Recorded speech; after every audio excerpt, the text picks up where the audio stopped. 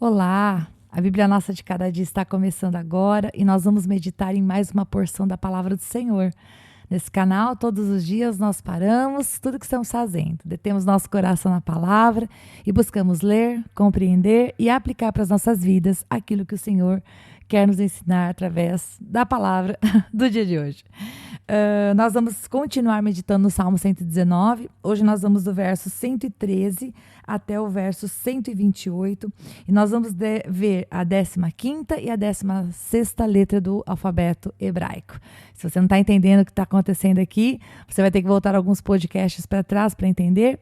Mas basicamente o que nós estamos fazendo é meditando no Salmo 119 em partes. Ele é um grande salmo, ele é um gigante, tanto em conhecimento como na beleza da sua escrita.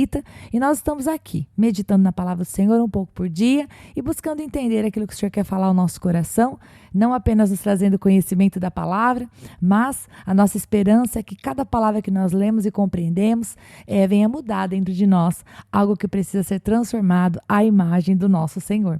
Então vamos começar? Muito bem, eu estou lendo a Nova Versão Internacional. Caso você esteja lendo a Revista Atualizada ou alguma outra versão, você vai ver que às vezes uma palavrinha ou outra é usado um sinônimo, mas o sentido é o mesmo. Então vamos começar? Versículo 113 diz assim: odeio os que são inconstantes ou que são, que têm duplicidade, como fala a Revista Atualizada, mas amo a tua lei. Tu és o meu abrigo e o meu escudo, e na tua palavra depositei a minha esperança. Afastem-se de mim os que praticam o mal. Quero obedecer aos mandamentos de Deus. Pare aqui, vamos meditar nesses primeiros 3 versículos. Então, o salmista começa declarando o seu amor pela lei do Senhor, pela palavra de Deus, e ele começa usando uma palavra forte, né? Ele vai dizer aqui na Nova Versão Internacional: eu odeio os que são inconstantes. Embora a palavra ódio seja uma palavra muito forte, você possa pensar, Rita, o Senhor nos exorta a nós não odiarmos ninguém. Nós devemos amar como o Senhor Jesus Cristo nos amou. Inclusive, o Senhor Jesus, ele nos exorta a amar os nossos inimigos. Então, o que nós entendemos aqui? Primeiro, nós entendemos que o salmista ele está expressando o sentimento do seu coração sem tentar parecer que ele é o bonzinho que não sente nada. Ele está dizendo, realmente, eu odeio essas pessoas, eu odeio os que são inconstantes, aqueles que agem como meus inimigos e que têm levantado mentiras contra mim. Porque o salmo ele é um todo, né, gente? Nós estamos aqui meditando em partes, mas nós podemos esquecer aquilo que falamos ontem, antes de ontem.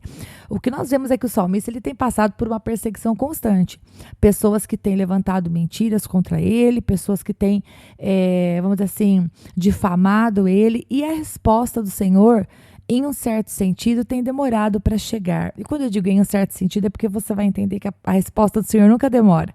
Ele tem o tempo perfeito. Nós vamos meditar num texto já já.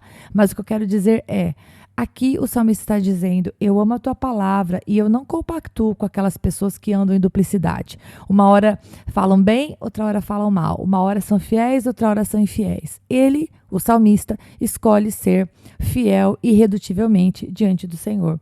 E ele vai dizer no versículo 14 que o Senhor é o abrigo e escudo, ou seja, quando ele tem alguma necessidade, ou quando ele se sente em perigo, ou quando ele está sendo atacado, o escudo, ou seja, aquilo que defende o seu corpo, a sua integridade física, é o Senhor. E o lugar onde ele pode se esconder, né, o seu abrigo, também é o Senhor. Por quê? Porque a esperança dele está depositada na palavra do Senhor. Por isso ele faz o Senhor o seu abrigo e o seu escudo. E aí o último versículo, que é o 115, dessa porção que nós lemos, mostra algo muito interessante. As más conversações corrompem os bons costumes. É isso que diz a palavra. E quando eu era pequena, eu escutava um provérbio, né? Que minha mãe sempre falava, olha com quem tu andas, eu te direi quem tu és. Na verdade, minha avó falava isso antes da minha mãe. E o versículo 115, ele diz isso em outras palavras. O salmista vai dizer assim, eu quero obedecer, eu estou lendo na versão inversa. Ele diz, eu quero obedecer os mandamentos do meu Deus e, portanto, afastem-se de mim os que praticam o mal. Ele falou na outra ordem, né? Ele falou, afastem-se de mim os que praticam o mal, porque eu quero obedecer os mandamentos do Senhor. E pode parecer um posicionamento um tanto quanto radical, mas a verdade é, queridos, que quando nós andamos em confiança com pessoas que não guardam a lei do Senhor, e o salmista sabia disso, nós ok? Nós tendemos a pegar o gosto, pegar o cheiro dessas pessoas. E é muito mais fácil você andar em confiança e em aliança com pessoas que caminham na mesma verdade do que lutar, né, literalmente, nadar contra a maré com pessoas que ridicularizam a sua fé, os seus costumes, as suas escolhas e os seus hábitos. Não quer dizer que nós não possamos ter colegas de trabalho, trabalharmos em confiança com pessoas no sentido de trabalho, não tem nenhum problema, né? Você pode ter um amigo que você gosta, que não compartilha a mesma fé que você e que não tem os mesmos princípios que você.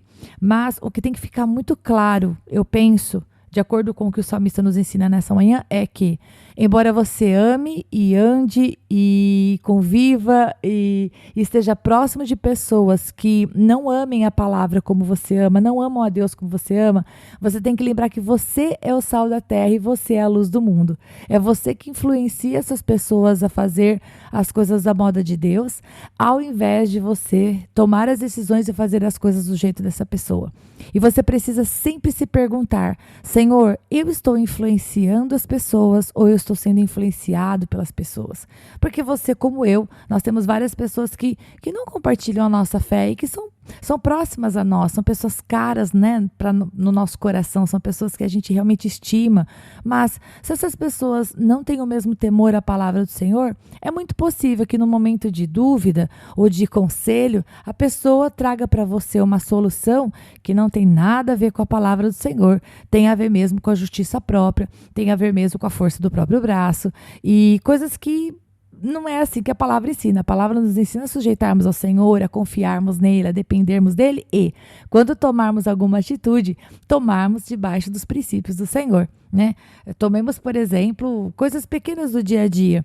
Se você vem e diz para mim que alguém te ofendeu, eu vou dizer para você, de acordo com aquilo que eu entendo da palavra, perdoe essa pessoa. Se você pode conversar com ela, se há uma abertura para se consertar com ela, diga o quanto a amizade dela é importante, perdoe ela, orem juntos. Agora, se é uma realidade em que esse tipo de comportamento não é possível de ser estabelecido, eu vou dizer também, respaldada na palavra, faça uma oração diante do Senhor, perdoe ela, libere essas palavras, diga essas palavras: Senhor, eu perdoo essa pessoa por aquilo que ela me fez. Senhor, eu não quero que fique no meu coração nenhum sentimento que não é teu. Você entende? Se eu vou te aconselhar segundo a palavra, eu vou te incentivar a perdoar. Agora, se eu não temesse a palavra e nem o Senhor Deus, eu diria para você: vingue-se a si mesmo.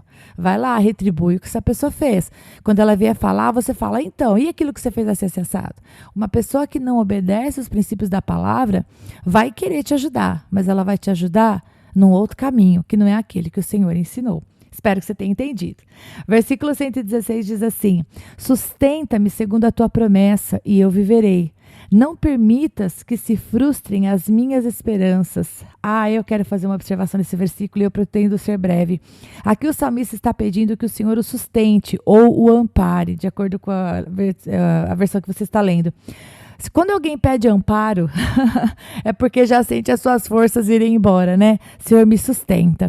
É quando a gente tem aquela sensação de: Senhor, os meus pés estão prestes a vacilar. E aqui está escrito: não permitas que se frustrem as minhas esperanças. E quando eu estava meditando antes de começar a gravar esse salmo para vocês, eu me lembrei de uma amiga minha, que essa semana que passou, ela contou para mim um testemunho e ela disse que eles estavam passando por uma verdadeira luta, queridos, um vale. Olha, um vale daqueles que dá para deixar a gente com a alma bem apertada. E quando num dado momento ela foi questionada a respeito disso, ela disse: não, o Senhor está cuidando, eu não preciso ter medo.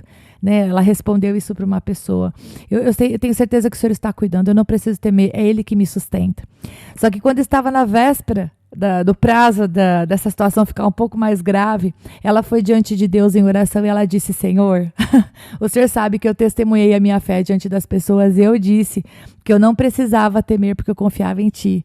Pai, eu preciso que o Senhor honre a minha fé, eu preciso que o Senhor me ajude, eu preciso que o Senhor abra a porta. E para a glória do Senhor, ela testemunhou para mim: Rita, e no dia seguinte aquilo que eu havia pedido aconteceu. Então, é sobre isso, né? É sobre nós colocarmos as nossas esperanças no Senhor e pedir: Pai, como diz o salmista, não permita que se frustrem. Deus não deixa eu ser envergonhada porque eu testemunhei a tua palavra. Não vou dar o nome dela porque eu não combinei com ela, mas enquanto eu estava meditando nesse salmo, foi nela que eu pensei. Continuando, versículo 117. Ampara-me e estarei seguro, sempre estarei atento aos teus decretos. Tu rejeitas todos os que se desviam dos seus decretos, pois os seus planos enganosos são inúteis. Tu destróis como refúgio todos os ímpios da terra, por isso amo os teus testemunhos. O meu corpo estremece diante de ti, as tuas ordenanças enchem-me de temor. Pausa aqui, por favor.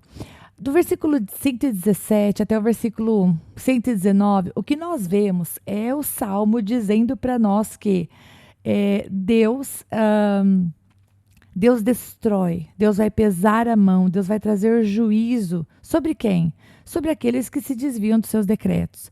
E quando a gente lê esse versículo, a gente pode pensar, poxa vida, então Deus realmente não ama aqueles a quem ele criou. E isto não é uma verdade, queridos. Anote um texto aí. Ezequiel capítulo 33, verso 11, fala assim: diga-lhes, tão certo como eu vivo, declara o soberano Senhor, não tenho prazer na morte dos ímpios. Escutaram isso? Não tenho prazer na morte dos ímpios. Antes tenho prazer em que eles voltem dos seus caminhos maus e vivam. Voltem dos seus caminhos maus. Por que vocês haveriam de morrer, ó povo de Israel? Obviamente aqui que Ezequiel está sendo usado como boca de Deus para falar ao povo de Israel, mas nós podemos aplicar esse versículo aos ímpios, né? Nós podemos fazer isso. E o Senhor, ele não se alegra que nenhum ímpio morra. Ao contrário, Deus amou o mundo de tal maneira que ele deu o seu Filho unigênito para que todo aquele que nele crê não pereça, mas tenha a vida eterna. Então, se Deus ama a todos, Rita, por que o versículo diz que o Senhor destrói os ímpios? Bem, o Senhor, ele ama a todos, mas ele tem aliança com o seu povo. Então, aqueles que se levantam contra aqueles que são povo de Deus, com certeza experimentarão a mão da justiça e do juízo. E a maior parte das pessoas hoje em dia gosta de dizer que Deus é apenas amor. Mas a palavra de Deus, embora testifique um Deus de amor, também nos mostra que existe um Deus de juízo. E esse Deus de juízo não ficou somente no Antigo Testamento, queridos. Ele não é um outro Deus no Novo Testamento. Não é assim que funciona, né? No Novo Testamento nós vemos que haverá um momento, sim, em que os povos serão julgados, em que aqueles que resolveram não caminhar com o Senhor terão exatamente aquilo que eles escolheram.